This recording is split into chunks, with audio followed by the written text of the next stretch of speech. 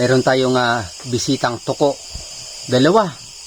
Posibleng babae at lalaki yung tuko na ito mga ka-dreamers. Dito lang sa ating munting saingan at lutuan ng ating pagkain, sila nananahan. Mga bisita natin sila. Hindi lamang yung tuko na ito mga ka-dreamers, dahil sa habang nagluluto ako, dumating naman yung ibon na talagang nakakamangha dahil sa munting ibon na dumating dito. Anong klaseng ibon kaya to? Dumating dito sa ating munting tahanan. Nakisilong. Praise God! Ayan siya, lapit lang. Sa pa, lapit pa. Sa kabila naman. Gustong gusto niya yung ilaw. Thank you Lord. Lapit pa.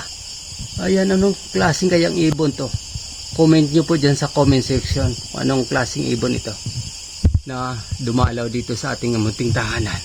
Ayan mga ka-dreamers, nag-iisa man tayo dito pero pinadalhan tayo ng Diyos na makasama ibon at saka yung tuko, wild animals. Thank you Lord. Praise God.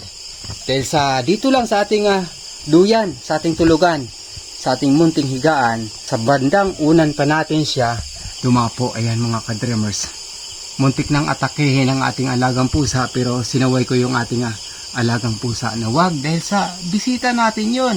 Kailangan natin silang alagaan at protektahan tulad ninyo, kahantay. Pero binabantayan ko sila, sinasaway ko na wag atakehin yung ating bisitang ibon. Ayan, praise God. Share po natin yung video. God bless po sa ating lahat.